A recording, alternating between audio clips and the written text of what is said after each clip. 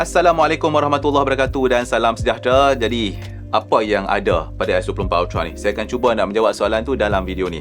Tapi saya tahu masa saya tengah buat kajian pasal S24 Ultra ni, saya dah jumpa banyak gila video pasal S24 Ultra ni dekat bermacam-macam platform kan. Jadi saya tak nak bazir masa anda dengan intro yang panjang. Kita startkan terus dengan dia punya kamera yang ada pada S24 Ultra ni. Terus saya jam masuk dalam tu kan. Jadi secara umumnya S24 Ultra ni dia ada 4 kamera. Jadi kita panggil dia sebagai quad camera system lah. Jadi kamera utama dia adalah 200 megapiksel wide angle lens. Lepas tu dia ada periscope telephoto lens yang 50 megapiksel. Lepas tu dia ada yang telephoto saja yang 10 megapiksel, dan akhir sekali dia ada kamera ultra wide 12 megapiksel. Jadi kalau kita tengok dalam aplikasi foto pada S24 Ultra ni kan, dia ada banyak mode tau. Contohnya dia ada mode portrait, mode foto, mode video, mode expert raw, mode pro, lepas tu dia ada pro video, lepas tu dia ada night, dia ada food, dia ada panorama, lepas tu dia ada slow motion, lepas tu dia ada hyperlapse, dia ada portrait, video, dual recording, dan kalau tak saya last kali apa? Single take. Siap hafal ni.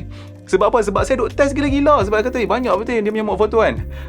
Okey, tapi sebelum tu saya tak akan tunjuk semua benda tu dalam video ni, sebab kalau saya tunjuk semua benda tu dia akan jadi terlalu panjang. Saya boleh buat satu video khusus untuk nak tunjukkan kepada anda semua penggunaan mode foto yang ada dalam telefon ni kan. Jadi saya akan tunjuk yang umum dulu. Alright, jadi kita mulakan dengan gambar lah. Jadi saya akan bahagikan bahagian ni kepada dua, gambar dengan video lah. Kita start dengan gambar dulu. Jadi untuk gambar tu, anda boleh pilih untuk ambil gambar dalam 3 resolution. Dia ada yang 200 megapiksel, dia ada yang 50 megapiksel, dan dia ada yang 12 megapiksel. Lebih tinggi megapiksel tu, maka lebih tinggilah detail pada gambar tu. Tapi dalam masa yang sama juga, lebih tinggi megapiksel tu, maka saiz gambar tu pun akan jadi lagi besar. Okay, kenapa saya cerita macam tu? Sebab ada setengah orang mungkin dia tak perasan tau. Macam dia tengok macam, okay, aku nak ambil gambar yang paling cantik 200 megapiksel. Lepas tu bila anda export gambar tu masuk dalam komputer dan sebagainya, kalau anda terus nak ambil gambar tu letak dalam social media, contohnya macam Facebook semua, dia tak boleh masuk sebab anda nak upload file tu terlalu besar, tak boleh. Jadi anda kena export file tu jadi untuk lagi kecil dan sebagainya. Jadi kalau anda nak upload benda ke dalam media sosial, pada saya 12 megapiksel tu adalah lebih daripada okey lah. Okey, itu satu lah. Okey, ni saya tunjukkan dekat anda perbezaan gambar yang diambil menggunakan megapiksel yang berbeza. Jadi anda boleh tengok dekat sini memang nampak tau perbezaan daripada segi gambar yang diambil daripada 12 megapiksel sampailah ke yang 200 megapiksel. Dia akan ada lebih banyak detail lagi, dan dia punya warna pun kalau anda perasan lain sikit bila anda naikkan megapiksel tu. Itu satu noh. Okey, seterusnya kan saya tunjukkan kepada anda keupayaan zoom yang ada pada S24 Ultra ni. Jadi untuk ujian ni saya ambil gambar menegak dan juga gambar melintang kan. Okey, jadi untuk ujian pertama ni saya tunjukkan kepada anda hasil gambar yang saya ambil secara menegak pada resolution 12 megapiksel. Okey, jadi bila anda set 12 megapiksel, sebenarnya itu adalah dia punya default settings lah. Anda akan ada pilihan zoom dia tu daripada 0.6 kali sampailah kepada 100 kali. Ni saya tunjukkan kepada anda gambar yang diambil secara menegak dulu. Sekali lagi saya akan tunjuk gambar yang melintang pula.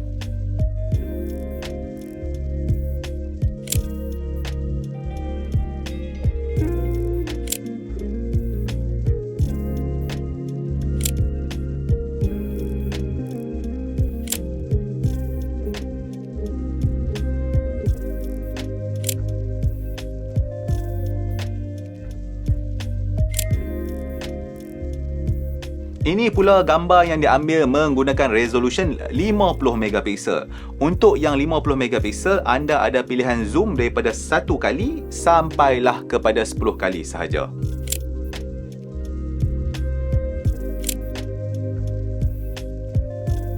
Alright, dan akhir sekali saya tunjukkan kepada anda gambar yang diambil pada resolution 200 megapiksel. Untuk 200 megapiksel tu pun anda akan dapat pilihan zoom dari 1 kali sampai 10 kali juga.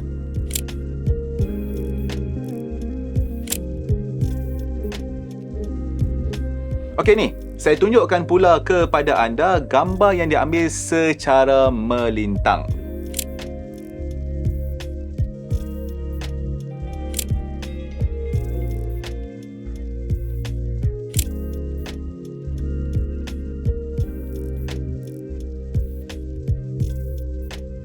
selesai bahagian gambar. Sekarang saya akan terang pula tentang video.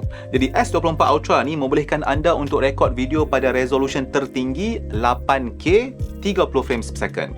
Alright, untuk video yang 4K tu pula, anda boleh rekod sehingga 60 frames per second menggunakan mode video biasa. Ataupun anda boleh rekodkan sehingga 120 frames per second menggunakan mode Pro Video. Lepas tu kan, anda juga boleh merekodkan video dalam format HDR10+. Tak ada masalah. Okay ni, saya tunjukkan kepada anda video 4K 30 frames per second yang saya rekodkan pada beberapa peringkat zoom.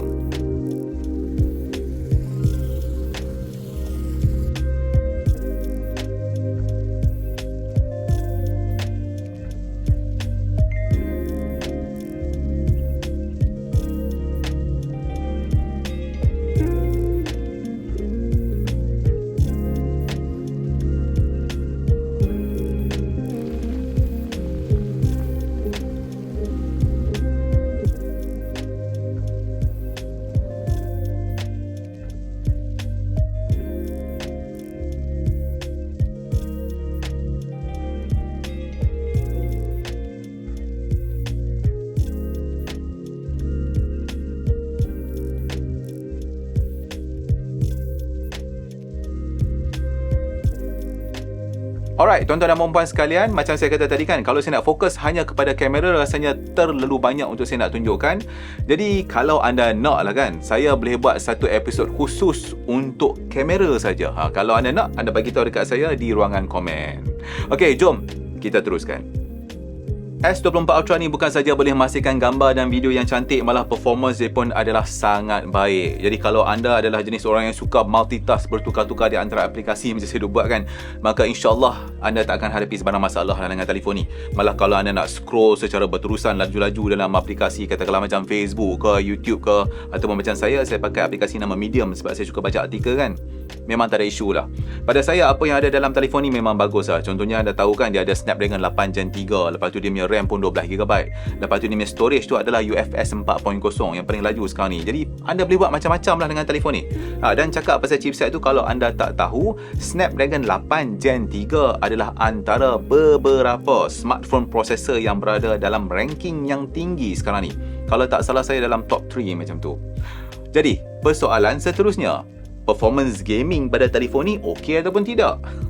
Jadi jawapannya adalah sangat mudah. Jawapannya adalah ya, sangat okey, tak ada masalah apa, full stop. Okey, jadi saya rasa anda tahu kan, saya bukan seorang gamer, tapi untuk nak test game maka saya pun install lah bermacam game. Contohnya macam PUBG Mobile, Genshin Impact, lepas tu dia ada Honkai Star Rail, ada Call of Duty, ada Diablo Immortal. Lepas tu hari tu ada Fast Channel ada review satu game nama dia One Punch Man. Saya pun install lah dan try main. Dan masalahnya One Punch Man tu best kan. Jadi saya boleh main semua game tu tanpa sebarang masalah. Malah saya nak tengok lah keupayaan grafik pada S24 Ultra ni. Jadi saya push settings untuk semua game tu. Okay, contohnya kan, misalnya saya ambil, kata saya suka main macam PUBG dengan Genshin Impact tu kan.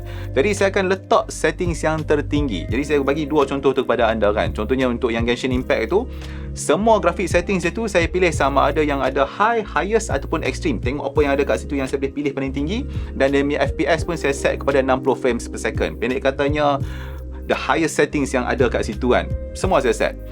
Samalah juga untuk PUBG, saya set semua yang paling tinggi untuk dia punya graphic setting. Sampaikan dia punya yang audio settings pun saya letak yang paling tinggi.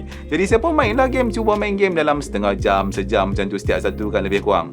Dan saya boleh katakan kepada anda, saya tak ada sebarang masalah lah masa tengah duk main game. Dia tak ada masalah overheat ke, performance drop ke apa ke, memang elok je lah.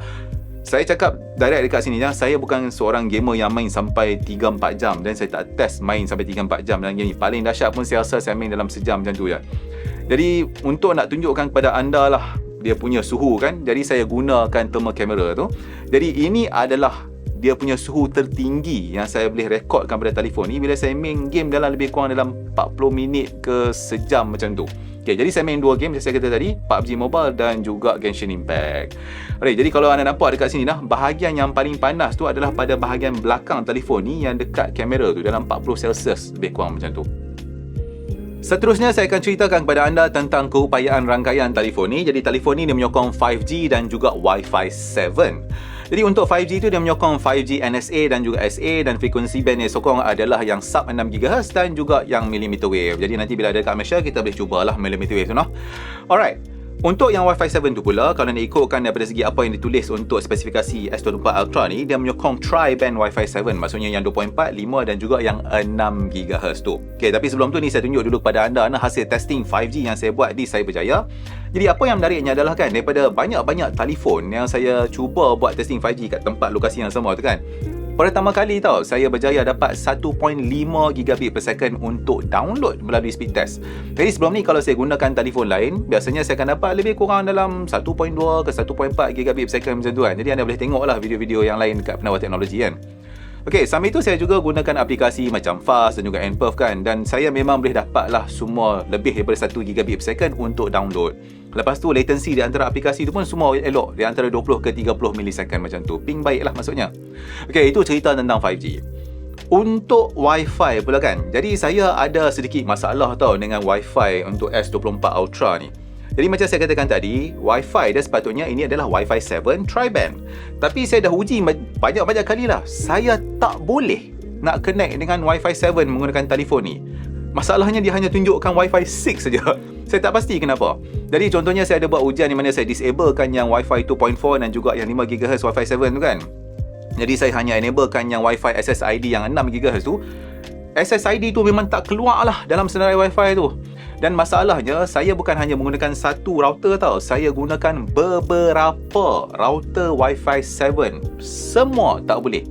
Tapi kalau saya gunakan telefon lain yang menyokong Wi-Fi 7, semua frekuensi tu berjalan. 2.4 jalan, 5 jalan, 6 jalan.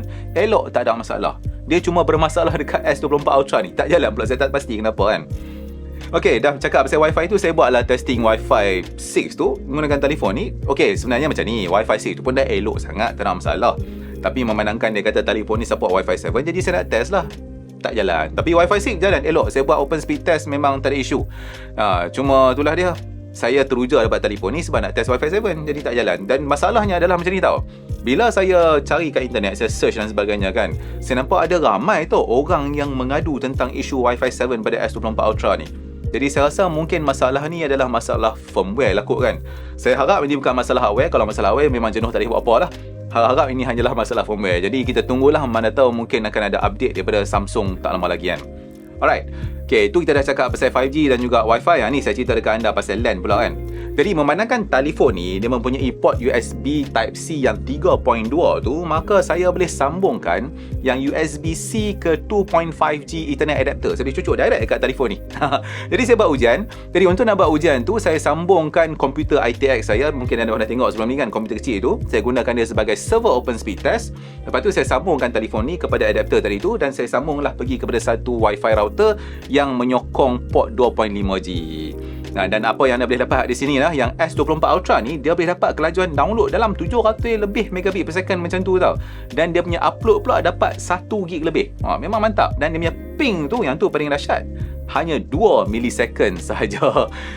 Okey, jadi kalau anda pernah tengok saya buat testing ni sebelum ni dalam sesi live dan sebagainya, anda perasan kan pada telefon-telefon lain kita tak akan dapat kelajuan macam tu. Tapi sekarang ni dengan S24 Ultra, bila cocok yang tu memang laju. Tu dah best ya. Jadi kalau anda nak dapatkan ping yang rendah dan juga kestabilan rangkaian yang elok masa main game, maka saya galakkanlah anda untuk gunakan kaedah ni. Pakai LAN cable masa main game tu.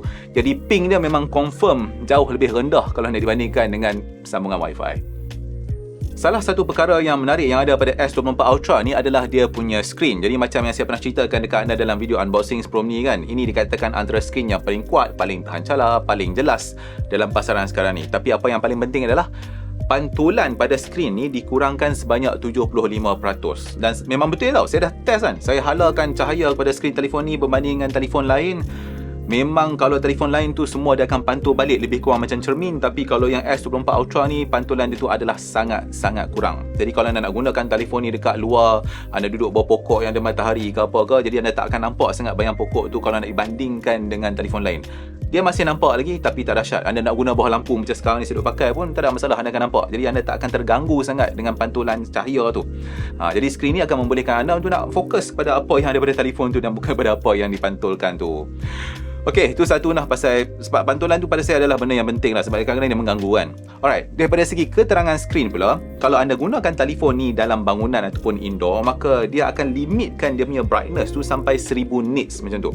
Tapi kalau anda gunakan dekat luar, outdoor, maka teknologi Vision Booster yang ada pada S24 Ultra ni, dia akan naikkan keterangan tu sampai 2500 nits. Maksudnya kalau anda nak gunakan telefon ni dekat tempat yang matahari terang terik ke apa kan, jadi anda masih boleh nampak apa yang dipaparkan dekat skrin tu. Sebab saya masa tu buat testing gambar video semua tu kan, masa tu panas saya nampak elok, tak ada masalah apa. Okey, sambil itu bila bercakap pasal skrin dia punya fingerprint scanner yang ada dekat bawah skrin tu pun memang best. Benda tu punya accuracy tu adalah sangat-sangat tinggi tau. Memang sangat responsif. Contohnya kalau saya letak macam ni kan, terus boleh unlock macam tu saja. Dan yang menariknya kan, dia punya unlock tu adalah sangat laju. Saya try pi lah macam mana pun, dan malah kalau tangan saya basah sekalipun, dia masih lagi boleh unlock phone ni tanpa sebarang masalah. Itulah dia. Salah satu sebab kenapa saya suka S24 Ultra ni adalah kerana dia ada S Pen. Jadi saya memang suka ambil nota kan, dan sejak saya duk gunakan S24 Ultra ni, saya memang gunakan dia dengan S Pen ni untuk ambil nota, untuk nak tanda gambar dan sebagainya. Macam-macam lah saya duk buat kan. Lepas tu daripada segi penggunaan ni kan, kalau kita nak bercakap pasal dia punya ketepatan ataupun accuracy S Pen ni kan, saya boleh katakan kepada anda, dia memang sangat accurate. Tak akan menjadi masalah untuk anda kalau anda nak tulis dengan tulisan yang kecil ataupun anda nak buat yang whatever line halus-halus semua tu, memang boleh sangat lah. Macam ni saya tunjukkan kepada anda, isi saya duk buat tulisan khat menggunakan S Pen ni. Dan apa yang menarik lagi adalah, anda bukan hanya boleh gunakan S Pen ni untuk menulis tau. Dia sebenarnya banyak lagi benda lain yang anda boleh gunakan dengan S Pen ni. Contohnya, anda boleh gunakan benda ni sebagai remote control untuk nak ambil gambar. Itu satu. Lepas tu dia ada satu ciri yang dipanggil sebagai air gestures, di mana anda boleh gunakan S Pen ni untuk nak kawal katakanlah aplikasi YouTube tu. Anda nak kawal video tu, anda nak pause ke, anda nak forward ke, anda nak kuatkan suara, nak pelankan suara. Semua anda boleh buat dengan S Pen ni.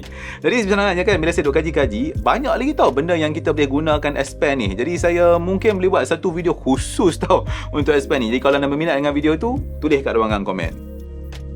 Jadi itulah dia tuan-tuan dan puan-puan sekalian, pandangan dan juga review saya tentang S24 Ultra ni. Sebenarnya kan ada banyak lagi ciri-ciri menarik dalam ni yang saya tak sentuh, dan mungkin insyaAllah saya akan buat video lain untuk nak terangkan ciri-ciri tersebut. Cakap pasal tu, nanti saya akan buatlah satu episod khusus untuk nak terangkan ciri-ciri Artificial Intelligence ataupun AI yang ada pada telefon ni. Sebab tu kalau anda perasan dalam video ni, kita tak sentuh langsung pasal AI kan.